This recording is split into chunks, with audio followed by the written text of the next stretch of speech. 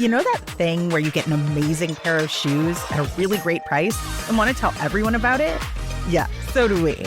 Here at Designer Shoe Warehouse, we'll give you something to brag about, like the latest styles from brands you love, or the trends everyone's obsessing over, or shoes that make you feel like, well, you. So go ahead, show off a little. Find shoes that get you at prices that get your budget. Head to your DSW store or DSW.com today. DSW, let us surprise you. Hey, want a cookie? Oh, I know you just ate, so you're craving something a little sweet. Besides, one cookie isn't gonna kill you. How about half? Just a bite? Bite it. Bite it. Bite it. Food noise isn't fair, but Mochi Health is. Your affordable GLP-1 source that puts you on a path to successful weight loss by quieting food noise. Bite it. Shh. Learn more at joinmochi.com. Mochi members have access to licensed physicians and nutritionists. Results may vary. Voices for Justice is a podcast that uses adult language and discusses sensitive and potentially triggering topics, including violence, abuse, and murder. This podcast may not be appropriate for younger audiences. All parties are innocent until proven guilty in a court of law. Some names have been changed or omitted per their request or for safety purposes. Listener discretion is advised. My name is Sarah Turney, and this is Voices for Justice. Today, I'm back to finish discussing the case of Suzanne Morphew. This is part 2 of a 2-part series, so if you haven't listened to part 1, go back and listen to that first, or else this won't make much sense. Last week, I discussed Suzanne's background, her relationship with her husband Barry Morphew, the very odd circumstances surrounding her disappearance, the search for her, and the many interviews conducted in this case thus far, including many discrepancies from Barry. Throughout the course of this investigation, detectives did discover that Suzanne was engaged in a romantic relationship with another man. But this was a secret that Suzanne kept from everyone, even her closest friends. So investigators had no idea who this man was other than his first name, Jeff. But in November 2020, about 6 months after Suzanne went missing, investigators finally identified the man Suzanne was having an affair with as Jeff Libler. This is the case of Suzanne Morphew. Investigators discovered that Jeff Libler is a married father of 6 who lives in Michigan. He and Suzanne had a brief fling in high school, and Suzanne reached out to him on Facebook in 2018. She said, "Howdy, stranger." This message sparked a nearly 2-year affair, and they ended up meeting in person in various cities on 5 occasions. In order to keep this affair a secret, Suzanne and Jeff communicated through apps like LinkedIn and WhatsApp. No one in Suzanne's life, not even her best friend Sheila, knew about this affair. When investigators contacted Jeff, he immediately asked if he was a target of their investigation, and cooperated fully. He willingly provided DNA, phone records, and login information for his social media accounts. And they quickly confirmed that Jeff was in Michigan when Suzanne went missing. They did this by analyzing data from his credit card. But of course, talking to him was essential, because they learned a lot about Suzanne and her marriage. And on top of that, with his help, they were able to better solidify a timeline for Suzanne's last days. And we'll get to that. But Jeff told agents that when he found out Suzanne was missing, he was immediately concerned that Barry killed her.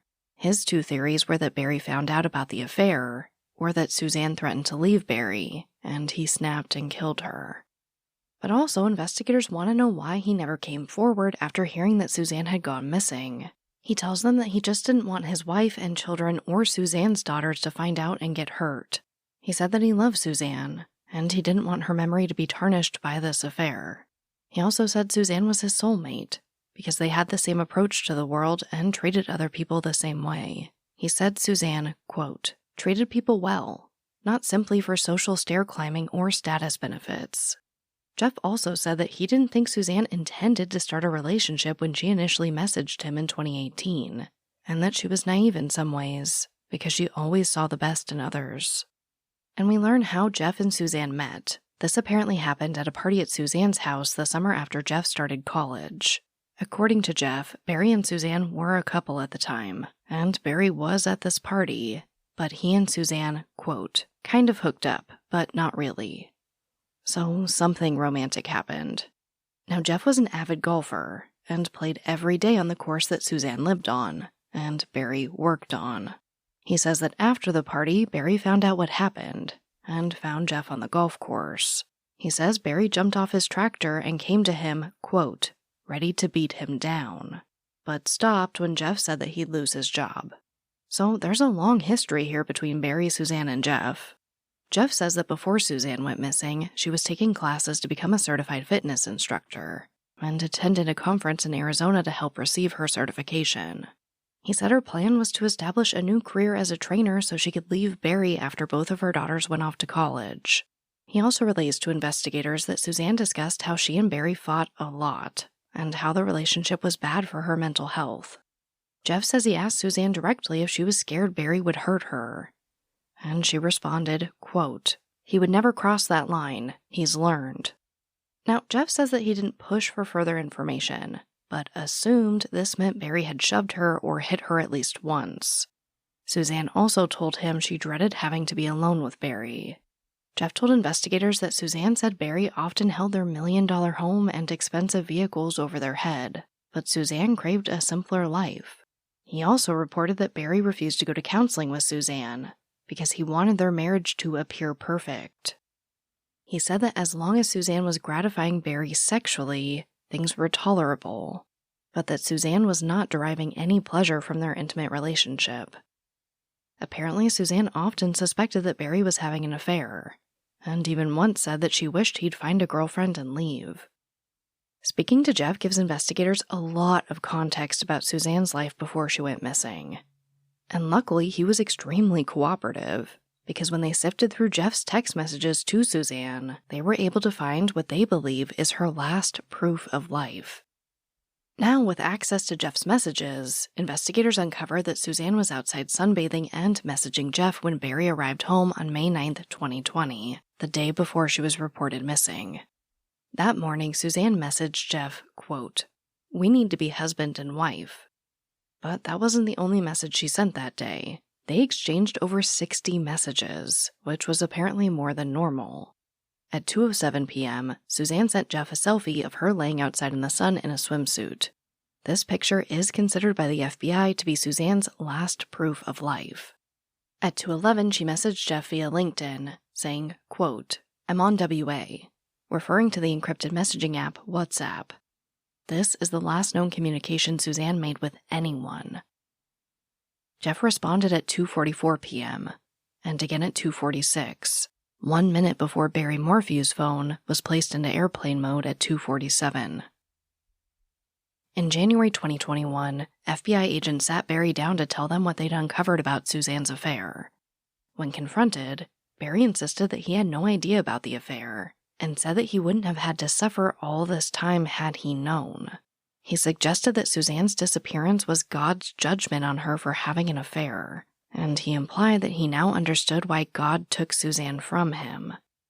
He told agents, quote, she's always been insecure because she didn't have a father. He left, was a drunk. When we were dating, insecure that I'm cheating. I'm having an affair. When we were married and I got a secretary, that I'm having an affair with her. You can go back through my whole entire life. I've never even touched, let alone text or talk to another woman besides my wife. You'll never find that. Barry then became defensive, telling agents that if they were implying that he found out about the affair and did something to Suzanne, that they were wrong. He said as soon as people found out Suzanne was having an affair, they'd say, quote, old hothead Barry found out and killed his wife. In this interview, agents asked him if he ever hit Suzanne, and he admitted that he had clipped her nose once, but said that this was the only time anything of that nature had ever happened. Barry was asked why he sent Suzanne messages that implied he was considering suicide, and he told them that he only did it to make her feel bad and hurt her, but he would never do it because of his daughters. Agents also asked about the trash runs again, to which Barry said, quote, I've done that my whole entire life. My truck is a mess. I throw things away here and there because I'm a tightwad, and I don't want to pay for trash pickup or this or that. Cahill and Graham asked him to recount the events of May 9th again, and this time he said that during the time he left home, in between eating lunch and coming home and putting his phone in airplane mode, he went to have the blade on his Bobcat replaced. During this interview, Barry also says he thinks Suzanne's body is in the river, whether it was in there by accident or by an abductor. Barry was interviewed again the next day, and he suggested that Suzanne ran away. A month later, agents sat down with Barry again, and they noted a comment that he made, saying that when politicians say, quote, "I don't recall," it means that they're lying.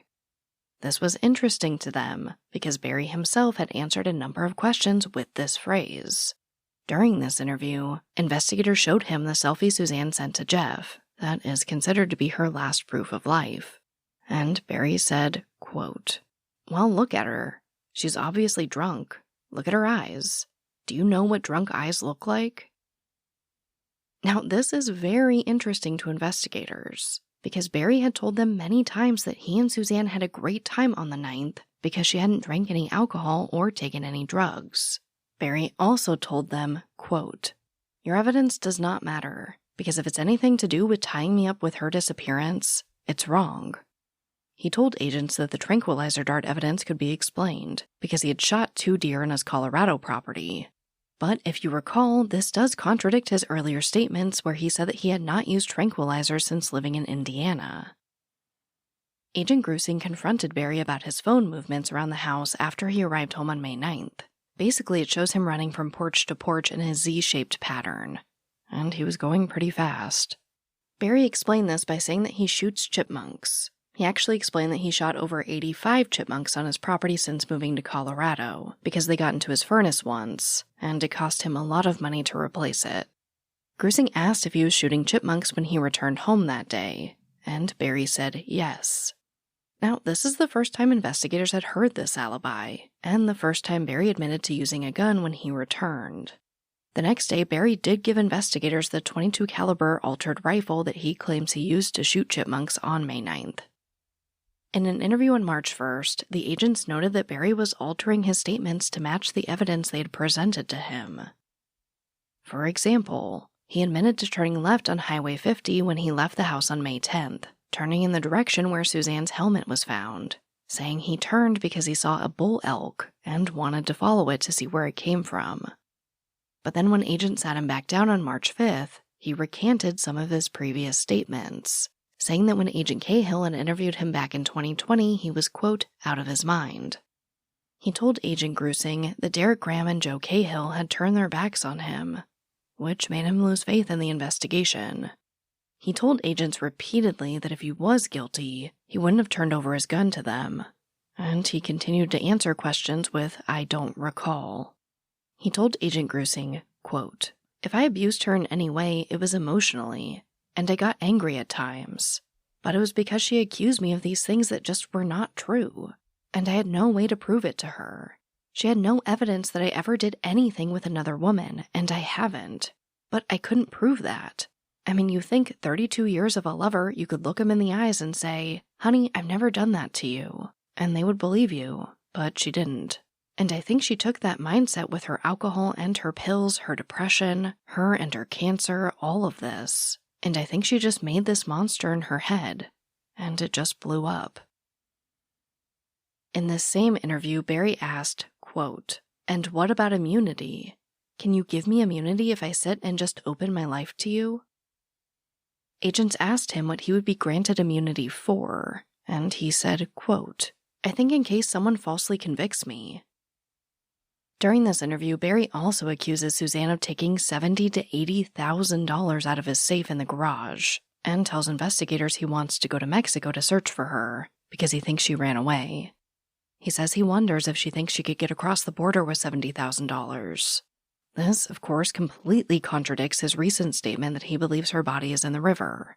Investigators also ask when is it acceptable to stop looking for Suzanne, and he said never. He also claims he personally searched every mine shaft in the area for Suzanne. He also expressed that Suzanne had perhaps gained too much confidence in the months leading up to her disappearance, saying, quote, "But she turned into a different person. She was working out. She was never this fit and this ballsy in her life." He said he might have believed that Suzanne was having an emotional affair with someone, but he couldn't believe it was physical, saying, quote, "She loves the Lord. She knows God's word. We gotta answer to the Lord when we do things like that." Barry also said he didn't remember Suzanne ever saying she wanted to get a divorce. And another thing that Barry does frequently in these interviews is judge how well he and Suzanne's relationship was going at a certain point by discussing how frequently they were having sex. He was questioned about his phone activity and admitted that he often did put his phone on airplane mode because Suzanne was always trying to track his location. He said that she would show up at his job sites trying to catch him cheating with a client and embarrass him. He said that he did delete texts from Suzanne, only because he didn't want his daughters to see them, but he had never deleted his call history. When asked if he visited porn or dating sites on his phone, he said, quote, "I never went to a site, a porn site. I'm against watching porn. Have I looked at a naked woman on one of those sites? I have before. But if there was ever a site that was searching for a woman, it was not me." This episode of Voices for Justice is sponsored by Chewy. If you have pets, you probably know about Chewy, and you also know that when they say that they have everything you need to keep your pet happy and healthy, they're not messing around. To keep them happy, Chewy has over 100,000 products from all the brands my pets love at prices I love. To keep them healthy, Chewy offers pet prescriptions, pet insurance, telehealth vet visits, and they're even rolling out vet clinics across the country. I've been shopping with them for a very long time. And in addition to the auto-ship feature that gets the dog's food to them every single month, I also love to experiment with different treats. But I'm a bit picky. For me, it has to be high quality with simple ingredients. I recently picked up treats from Shepherd Boy Farms that are 100% just chicken breast. Popcorn and Heber are already obsessed. Chewy has everything you need to keep your pet happy and healthy. And right now, you can save $20 on your first order and get free shipping by going to chewpanions.chewy.com/SarahETurney. That's chewpanions.chewy.com/SarahETurney to save $20 on your first order with free shipping. chewpanions.chewy.com/SarahETurney. Minimum purchase required. New customers only. Terms and conditions apply. See site for complete details. Insurance isn't one size fits all. That's why customers have enjoyed Progressive's Name Your Price tool for years now. With the Name Your Price tool, you tell them what you want to pay, and they'll show you options that fit your budget. So whether you're picking out your first policy or just looking for something that works better for you and your family, they make it easy to see your options. Visit Progressive.com. Find a rate that works for you with the Name Your Price tool. Progressive Casualty Insurance Company and Affiliates. Price and coverage match limited by state law.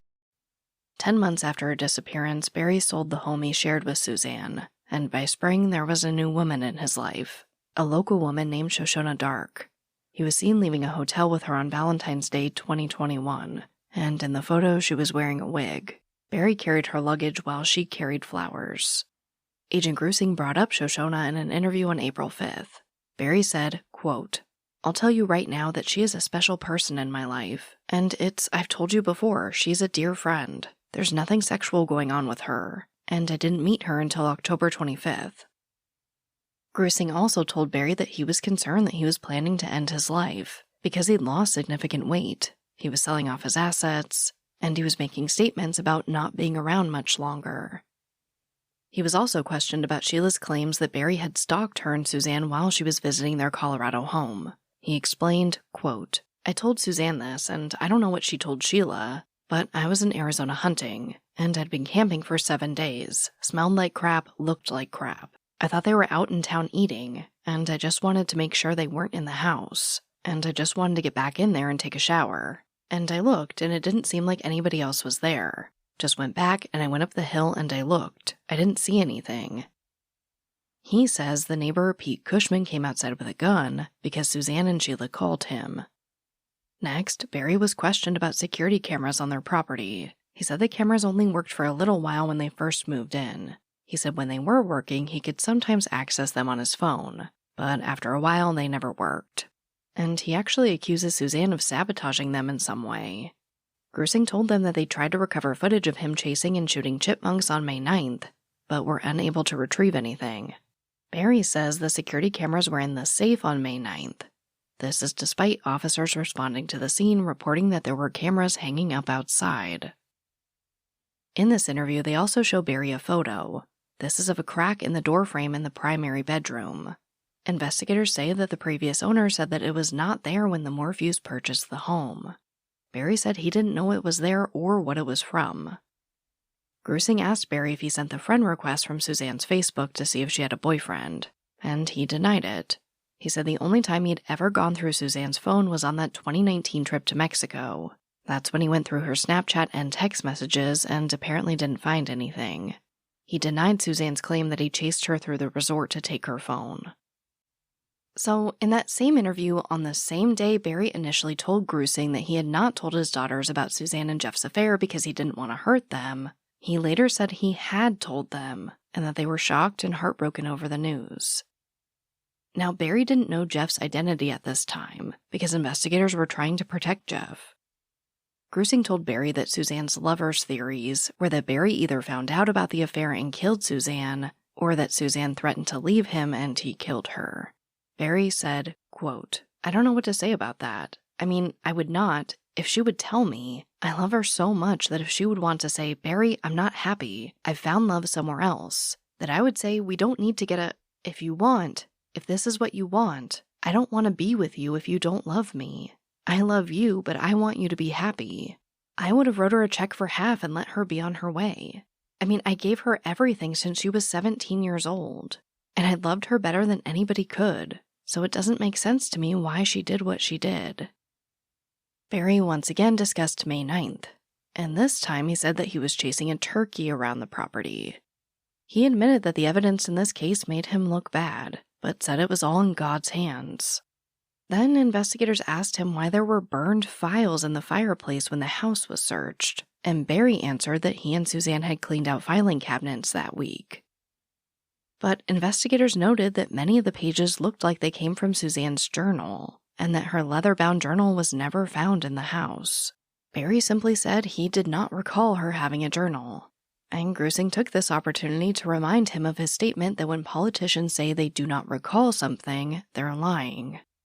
Grusing showed Barry the beach towel in the last proof of life selfie of Suzanne, and noted that they were not able to find it in the house. Barry said he didn't know where it was. He was also asked what he did with the $30,000 that was raised on Suzanne's GoFundMe page after her disappearance. Barry answered, quote, "I don't recall where the money went, but like I said, there a lot of money went. I paid George $4,000 because he stopped working. I paid a lot of things out of that money, but I don't recall a lot of what it was." Now, for context, George is Barry's friend whom he knows through volunteer firefighting and works out with frequently. He says George helped him search for Suzanne in the months following her disappearance. Barry was questioned about what tranquilizer chemicals he uses, and he said that he used BAM and Telazol. Now, no tranquilizer chemicals were recovered from the home, but a veterinarian was interviewed about these chemicals and was shocked that a civilian could get Telazol, saying that it was only used in veterinary medicine. She also said that she had heard of 1/100th of a dose of BAM being used to sedate a human, but a full dose would most likely be fatal. Before wrapping up the interview, Grusing asked Barry again to take a polygraph. Barry said he would, quote, "pray about it," and that he had to go. This was the last interview investigators conducted with him. Investigators reached out to Shoshona Dark, and when they sat her down for an interview, she deleted multiple items off her phone while sitting in front of investigators. They believe one may have been a second phone number for Barry. She says that she didn't know Suzanne, but that she'd called in a tip in May of 2020 because she saw suspicious vehicles near the street the Morphews lived on when Suzanne disappeared. Police interviewed another woman who claimed she was involved with Barry at this time, Holly Wilson. Holly actually recorded her conversations with Barry between October and December 2020. She says Barry said something to the effect of, quote, "You are Suzanne to me." Holly reports that Barry held her hand while in the car with her and her husband, gave her a kiss goodnight, and even touched her breast, but pretended it was an accident. Holly also says Barry told her that Suzanne would approve of whatever happened between them, and that Barry told her and her husband that he had an ex-FBI guy working for him, and that he'd paid a private investigator $50,000 to look for Suzanne. Holly also told investigators that Suzanne had attended Alcoholics Anonymous, and the skills she learned there help her detach from Barry. Investigators spoke to another couple, Laura and Andrew, that the Morphews knew through church. Suzanne had confided in Laura that she was taking classes to become an athletic trainer, because she felt it would give her a second chance at life. Andrew said Barry told him that he did not take a polygraph because he wouldn't pass it. And Lara says Barry called her in December 2020 and told her, quote, "Suzanne's not dead. She's coming back." Investigators also tracked down that contact titled Tim Backhoe in Barry's phone, the guy he was texting on the 9th. It was a man Barry was inquiring with about purchasing a backhoe attachment for the Bobcat. During the time in between him having lunch with Suzanne and when he came back, he went to Tim's house to see this attachment, but decided not to buy it. Tim says that this attachment could be used to dig a deep hole in a short amount of time. By April 26, 2021, police say that over 1,400 tips have been called in, each one investigated, and none provided any other legitimate suspect other than Barry Morphew. So on May 4th, 2021, nearly 1 year since Suzanne was last seen, Judge Patrick Murphy of Colorado's 11th Judicial District signed an arrest affidavit for Barry Morphew. He was being charged with murder in the first degree, tampering with physical evidence, and attempting to influence a public servant. And on May 5th, Barry Morphew was arrested and booked into the Chaffee County Jail. This episode of Voices for Justice is brought to you by Quince. I've been trying to be more intentional about what I wear each day. I'm leaning into pieces that feel effortless, comfortable, and still put together, and Quince has been my go-to. The fabrics feel elevated, the fits are flattering, and everything just works without overthinking it. They use premium materials like 100% European linen, organic cotton, and ultra-soft denim. And the best part? Everything is priced 50 to 80% less than similar brands. They work directly with ethical factories and cut out the middlemen, so you're paying for quality and craftsmanship, not brand markup. I recently just ordered their tiered linen dress, of course in black. I wanted to pair it with one of my favorite pairs of brown wedges. The problem was, I didn't have a brown purse, so I got that from Quince too. It's one of my favorite outfits. It's easy, effortless, and feels amazing, especially as we're getting a little bit warmer here in Phoenix. Refresh your everyday with luxury you'll actually use. Head to quince.com/justice for free shipping on your order and 365-day returns. Now available in Canada too. That's QUINCE.com/justice for free shipping and 365-day returns. Quince.com/justice.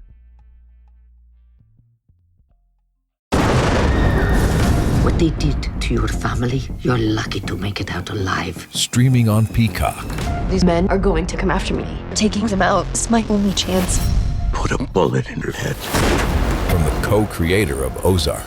Looks like a family was running drugs. Execution-style killing, it's rare for the Keys. And it leads on who they might have been running for. The cartel killed my family. I'm gonna kill them. All of them. MIA. Streaming now. Only on Peacock.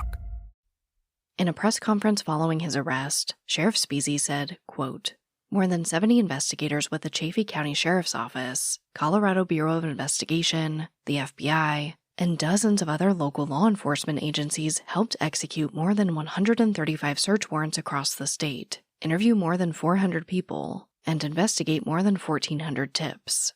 Today is not the day for celebration, nor does it mark the end of this investigation. Rather, it is a next step in this very difficult but very important journey as we seek justice for Suzanne and her family."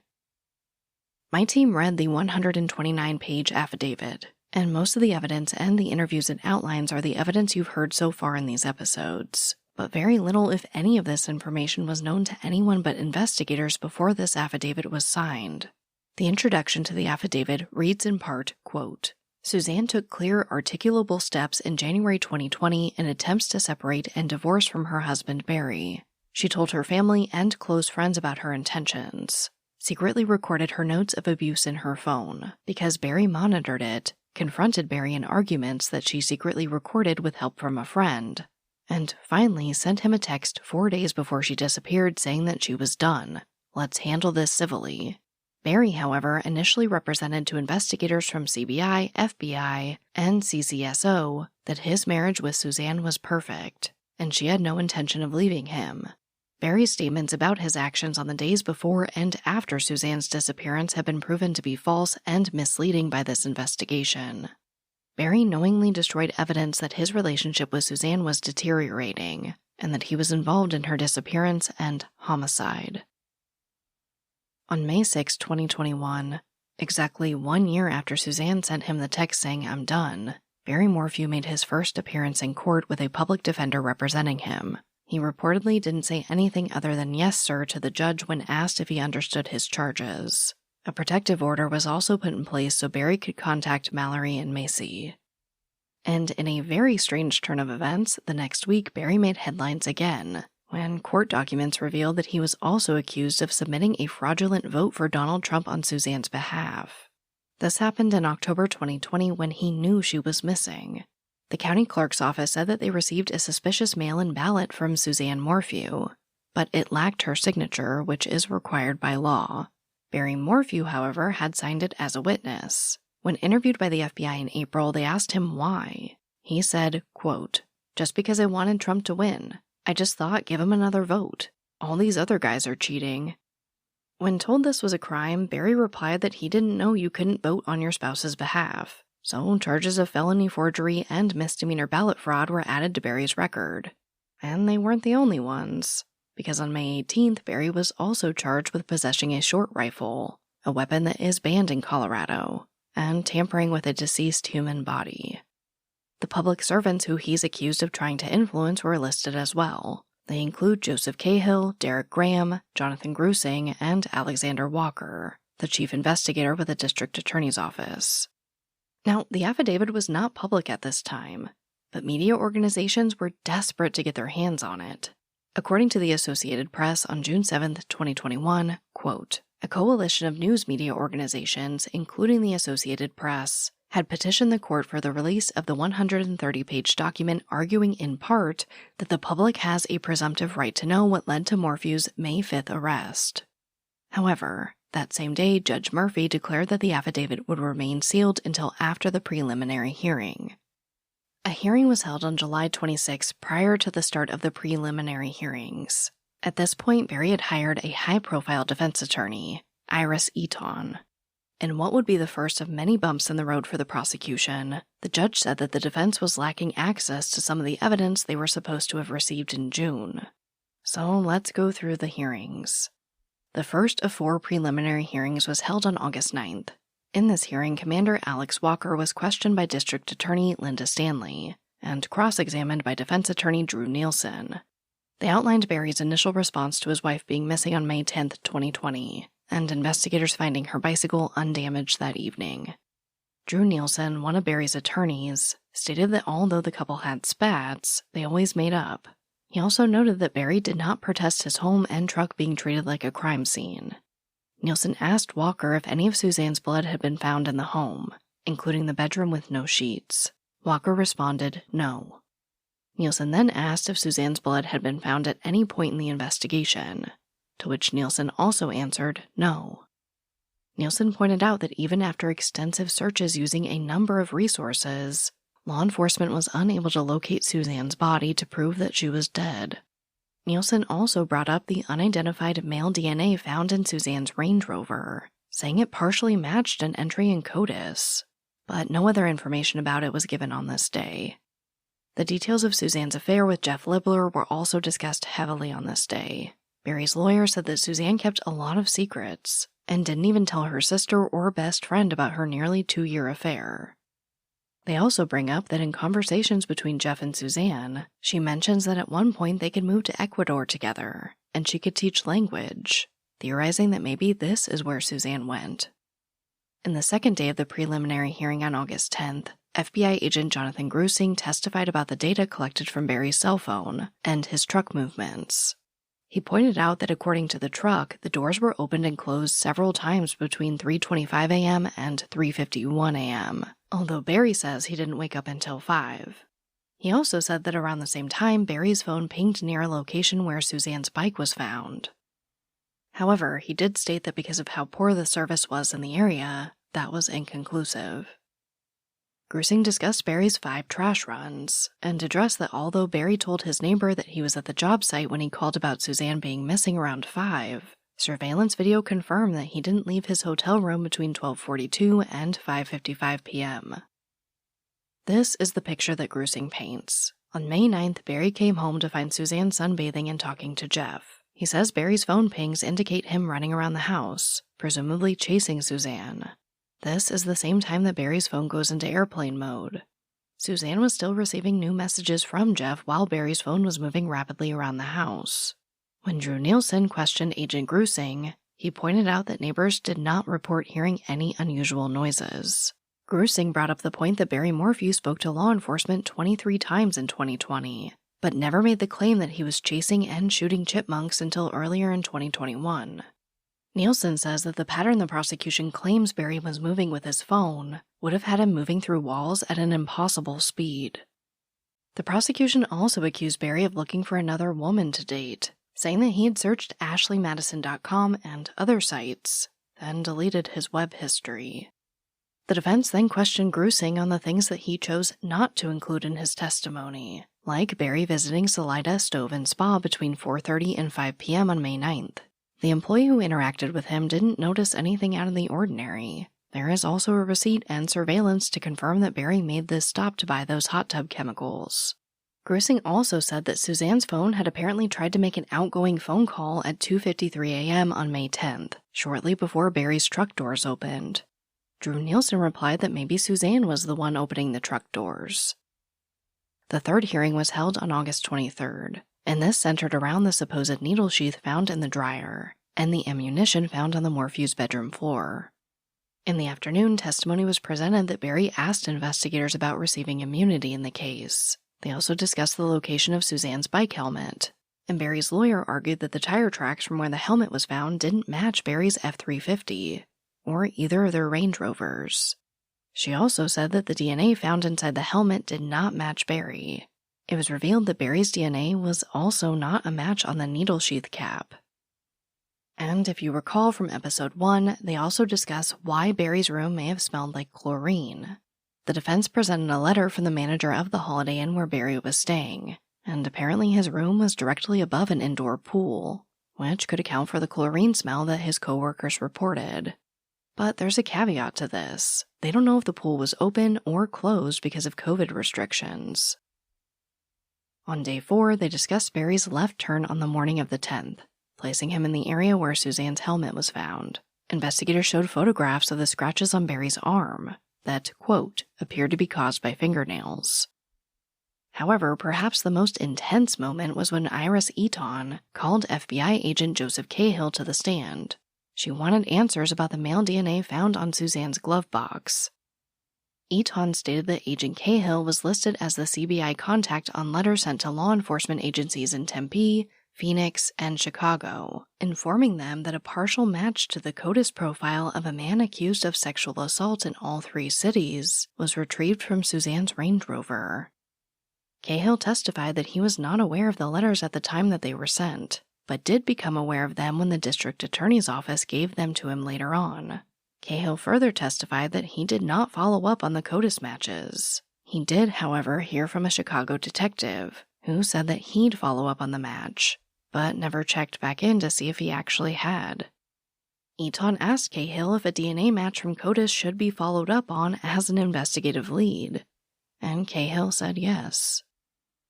Ultimately, at the end of day 4, the defense tried to poke holes in the prosecution's theory by bringing up the unidentified DNA matches on Suzanne's bike helmet and bike, as well as the DNA from her car that partially matched the CODIS profile of the sex offender, Barry's visit to the hot tub store, and the pings on Suzanne's phone after the time the prosecution says he killed her.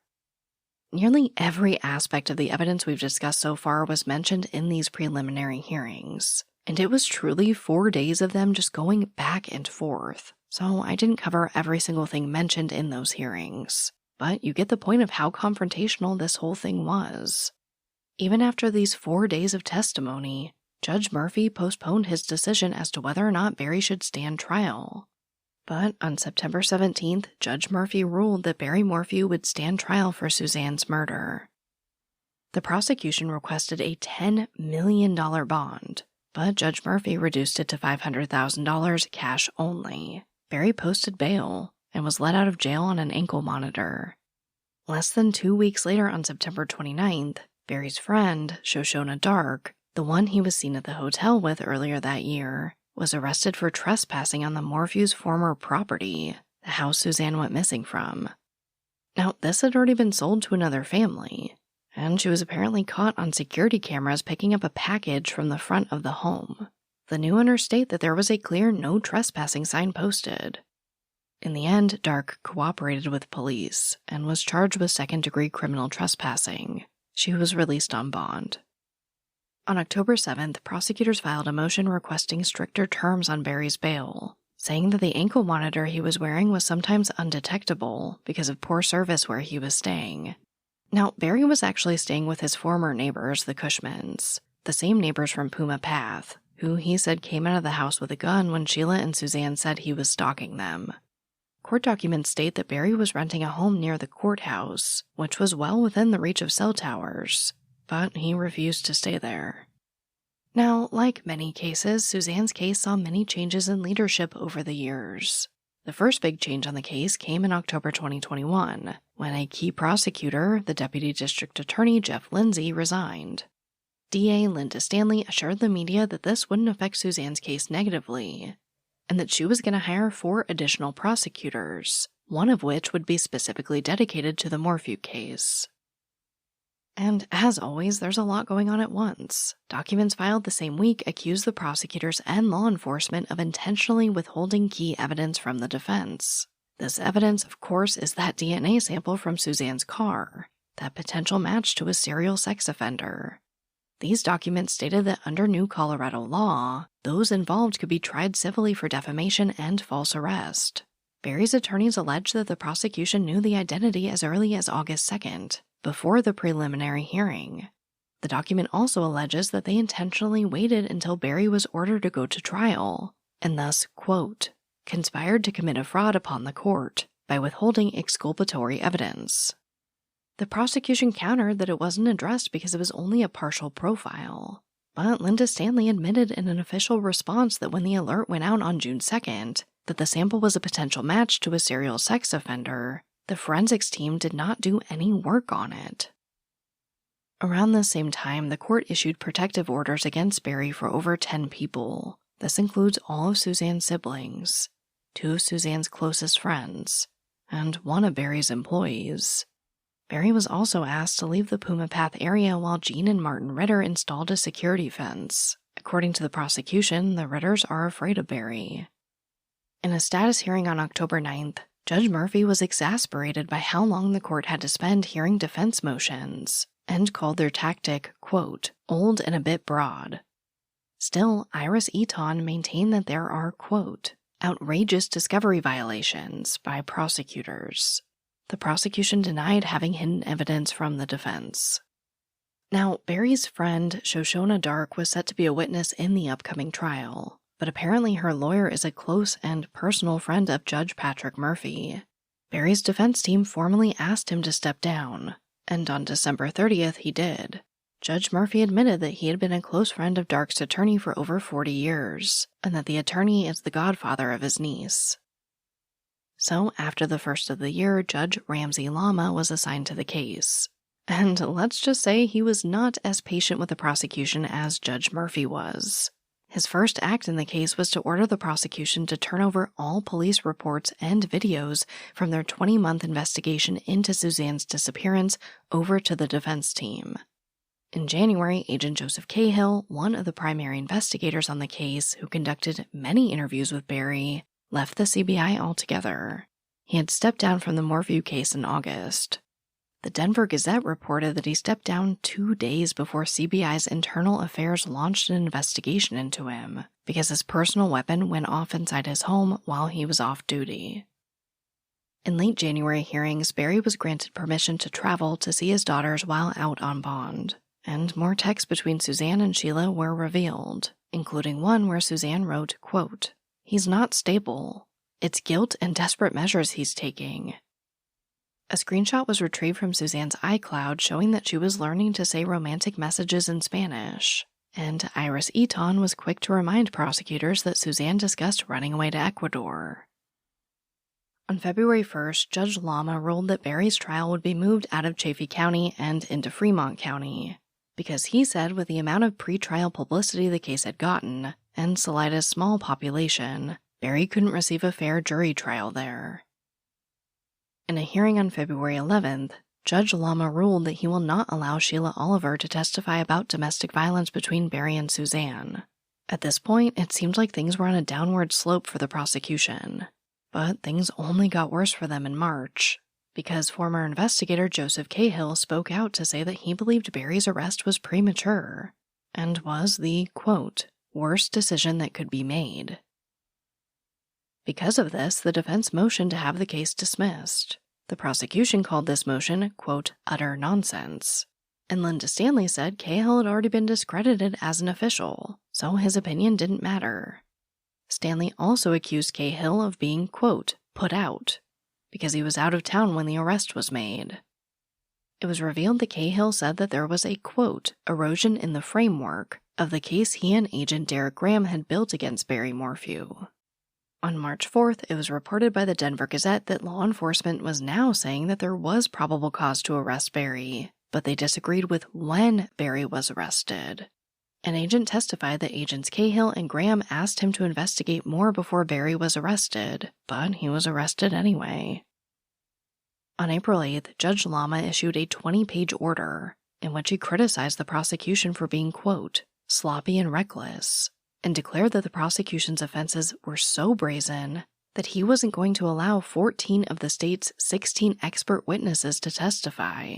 These witnesses included experts on cell phone records, DNA, and telematic vehicle data.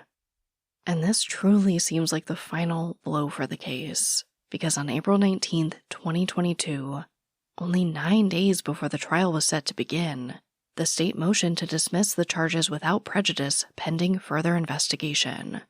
Judge Lama granted the motion, and charges against Barry Morphew were dropped. He walked out of the courtroom a free man.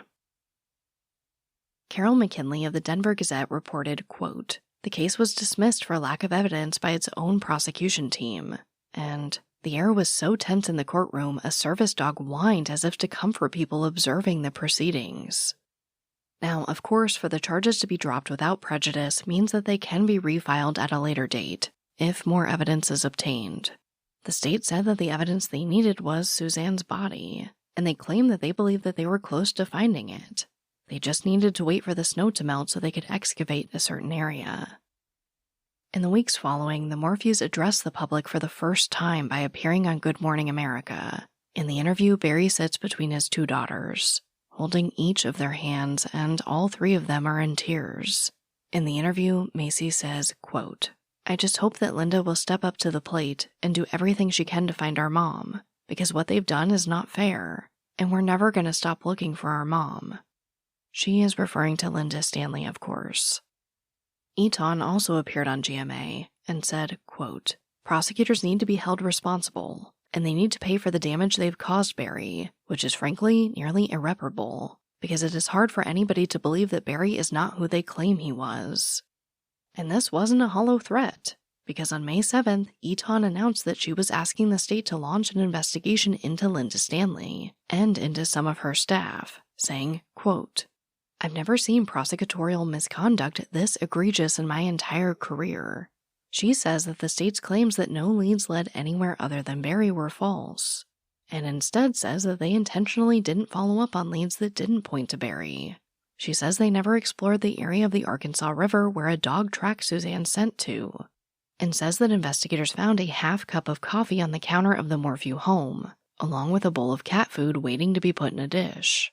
She argues that Barry doesn't drink coffee and never feeds their cat.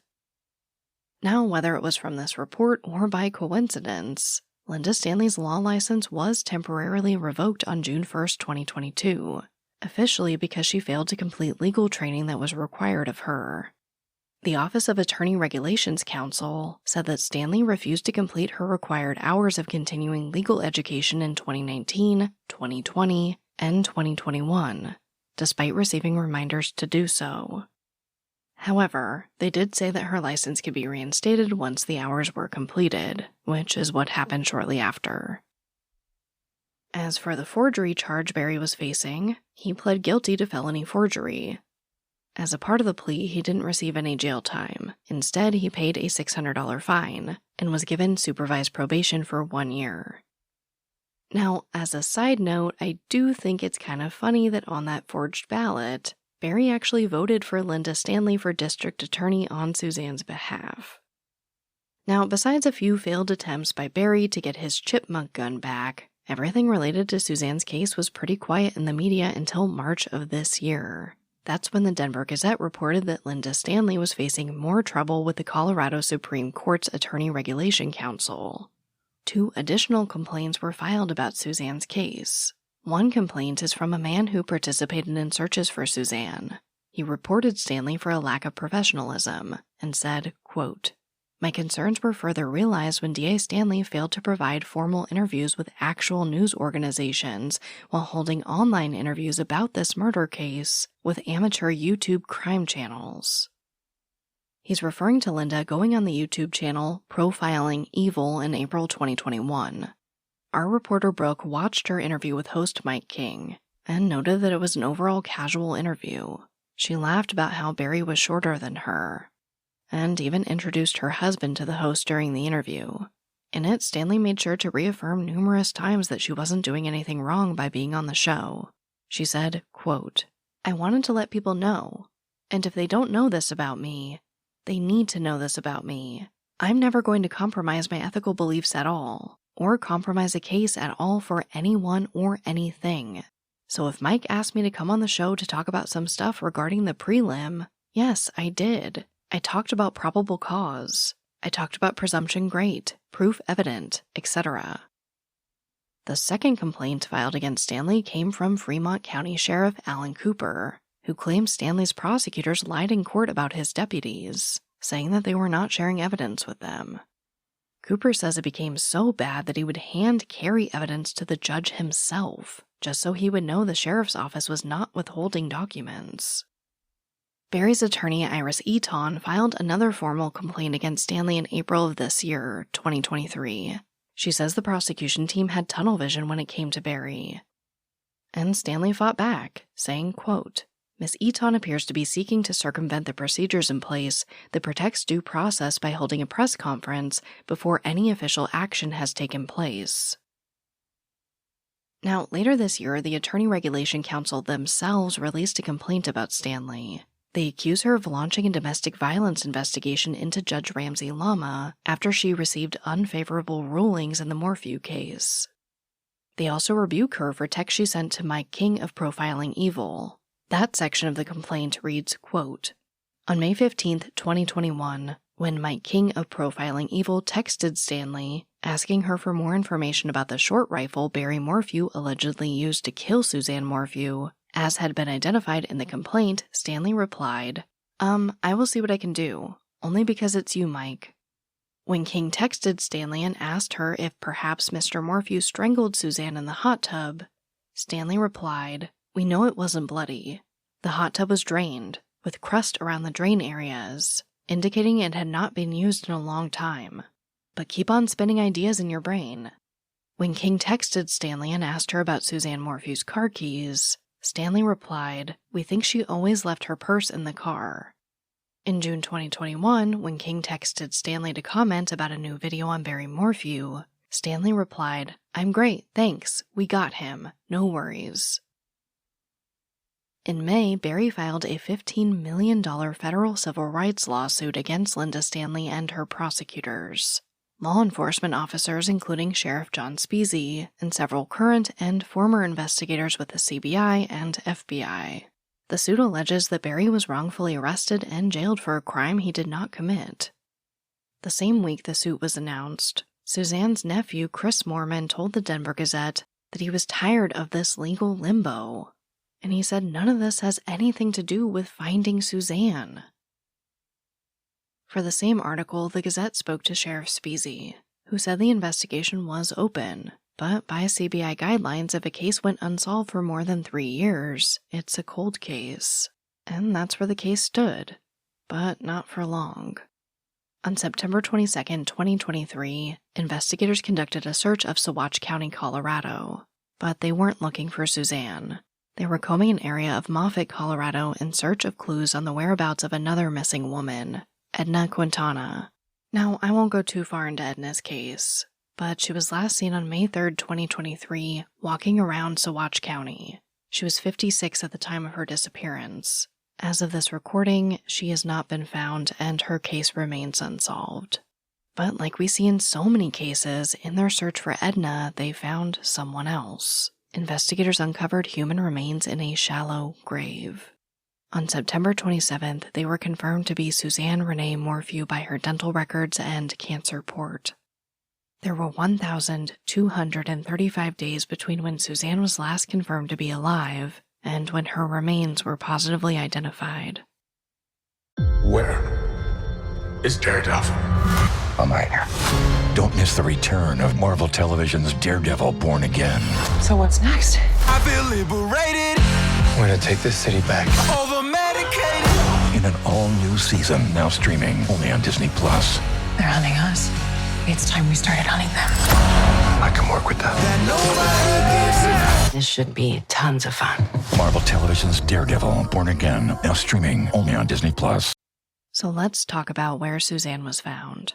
Moffett is part of Saguache County and is about 36 miles south of the Morphew's former home in Maysville. According to Tom Perrin, the Saguache County coroner, the bones were found in a remote area, which he describes as a desert field of sagebrush and natural grasses. He said it appeared that Suzanne had been buried in a shallow grave before her remains were scattered. Suzanne's sister Melinda told the Denver Gazette, quote, "This is a miracle. It's like looking for a needle in a haystack. Colorado is a vast and rugged place, and we have prayed that God would put light on where she is. It's a day of great sadness, but a day of celebration." So, what happens now? After the case against Barry was dismissed, investigators in Chaffee County said that their number one priority was to find Suzanne's body. They believed they knew where her remains were, which of course ended up not being the case. Charges can be brought against Barry again, but only if investigators can tie him to the body or discover other relevant evidence. Iris Eaton and other sources close to the investigation were quick to confirm that GPS data from Barry's truck and tracking evidence from his cell phone do not show that he was in Saguache County at the time. However, it is worth noting that it was previously determined that Barry's truck does not record each and every event that occurs, and there are many hours on the evening of May 9th and early morning of May 10th in which Barry is unaccounted for, because his phone was in airplane mode. There were 2 Range Rovers at the Morphew house that day, and telematic data from those vehicles has not been made public. Of course, we can't forget about that male DNA found on the glove box of Suzanne's car. It is a partial match to the perpetrator of 3 sexual assault cases. It's also worth noting that the partial samples of male DNA found on Suzanne's bicycle seat, handlebars, and helmet is still unidentified. So what happened to Suzanne? How was she killed? Was she killed in Saguache County or just buried there? Although finding Suzanne's body adds a lot of new questions and layers to this case, it might just be what the case needs to get a fresh start. Now her case will be investigated by Saguache County Sheriff's Department, not Chaffee County.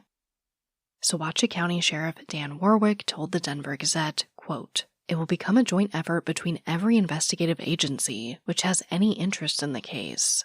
I don't know that this is starting over, but I can say that we are getting fresh eyes on the case." The Saguache County Sheriff's Department is notably smaller than Chaffee County, having only 8 or 9 employees, but Warwick says this will not prevent him from finding answers in Suzanne's case. He said, quote, "I don't give a damn what it takes, I'll make it happen. Whatever it takes, we'll make it work." Which brings me right to our call to action. Please share Suzanne's case. It's far from over, and there are so many unanswered questions that could lead to finding answers for her loved ones.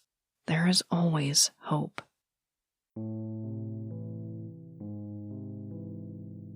As a reminder, Suzanne Morphew was last known to be alive at her home in Maysville, Colorado on May 9th, 2020. Her remains were located in Moffett, Colorado in 2023. The Colorado Bureau of Investigation is asking anyone with information about Suzanne's disappearance to email CDPS Suzanne Morphew tipline at state.co.us or call the tip line at 719-3 312-7530. But as always, thank you, I love you, and I'll talk to you next time.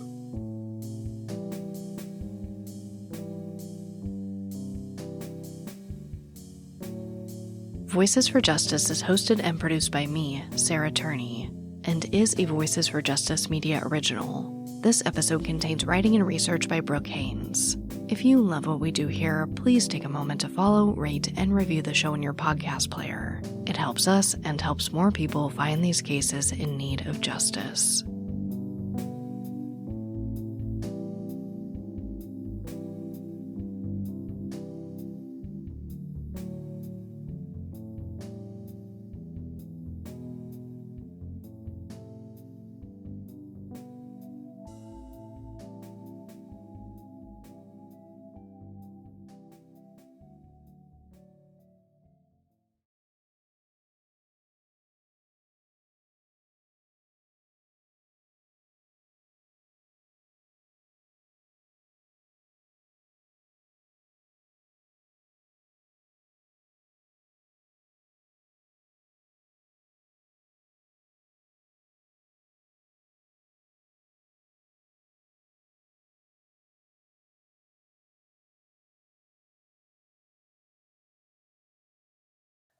Welcome to the Secret After Show. I don't do a lot of two-parters. This is a very, very difficult case in its own, unique way. And there's no denying, I'm getting choked up. It hits really close for home to me, and I am extremely thankful to have had Brooke's help in this episode. The goal is to present the facts without my opinion as much as possible. And I think the best thing I can say about this case in terms of my personal opinion is that I'm just sending love to Suzanne's daughters, and I really hope that they can get some concrete answers very, very soon about their mom. I will also say, please, whatever you think about this case, whether you think Barry is innocent or guilty, whatever you think happened to Suzanne, please don't go after her daughters. At the very least, let's just acknowledge that Suzanne probably wouldn't have liked that. On to other personal, this, like I said, this episode really did hit close to home, and there's no denying that. There are just so many things in there, but moving on to what's going on in my life, you guys may have seen that on Twitter I dropped a little hint about Voices for Justice Media, which is something you guys hear every week in the credits to my show, and that is because I have been in the process of launching a network, a podcast network for quite some time, and I am so excited to announce what that is coming soon, but right now I can tell you that the first new podcast on Voices for Justice Media Network will be coming to you in early 2024. I am very busy, but everything is very exciting, and there will be a lot more to come in the coming weeks. I can't spoil it, y'all. I gotta wait. And you will hear about it, I promise. I can't wait to share it with you guys. It is not only just a podcast, but hopefully, how do I say this without giving it away? Hopefully something larger for true crime, something that offers a unique perspective and something a little bit different that hasn't really been done before. So yeah, I'm very excited about that. I think that it's going to be fantastic and just offer a different perspective in the true crime community that isn't often heard or honestly sometimes respected. So yeah, I can't wait. It's been fantastic and lots more to come. Before I totally give it away, let's move on to our segment of hope. This week's segment of hope comes from 69 News, WFMZ TV, and the title reads, Burke's DA, Arrest made in cold case homicide of Cynthia Baver. So yes, I am here to talk about another solve. Reading directly from the article, it says, quote, I believe it's Reading. I believe it's Reading. It says Reading, Pennsylvania, but I believe it's Reading, similar to California. Reading, Pennsylvania. Authorities in Berks County held a press conference Friday to announce an arrest in the cold case homicide of a Reading woman that has gone unsolved for over 2 decades. Berks County District Attorney John Adams was joined by members of the Reading Police Department and the victim's family to announce that the murder of Cynthia Baver has been solved. And why I picked this for the segment of hope, beyond it just being solved, is this part right here, and I could cry. I get so emotional. It's been emotional few weeks covering this case, so just bear with me. Oh my gosh, and can you hear my laptop going into overdrive? I could cook waffles on it right now. But essentially, this case was reopened at the urging of her dad, who's in his 90s. They reopened the case in 2021. So let's talk about what happened. The article reads, 46-year-old Baver was found unconscious inside her home in Redding, California in April of 2001. It appeared that she suffered fractures to her forehead and stab wounds, and that there were ligature marks on her neck. Her death was ruled a homicide. They were able to recover apparently a bunch of blood at the scene that was not hers, and there was no match at that time in 2001. And this led to 62-year-old Timothy Bernard, who admitted that he was from Virginia and lived next door to Baver at the time of her murder. Now, he says that he actually heard noises through the walls of her home and knocked on her first floor window to complain about the noises, but just went back into his home. But again, his blood was a direct match to the blood found at the scene, and he is charged with first-degree murder, third-degree murder, burglary, and related offenses. But yeah, that is our segment of hope. Again, gosh, I'm so emotional today.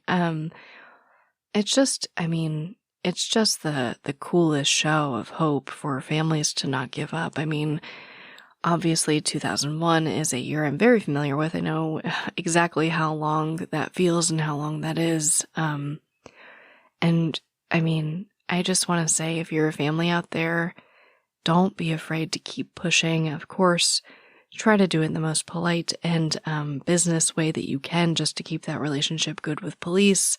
That's my advice. But look what can happen when you push. You know, you get a case reopened after so many years. They throw some DNA into a database. Of course, it's not that simple, but there is always hope. With that being said, thank you, I love you, and I'll talk to you next time.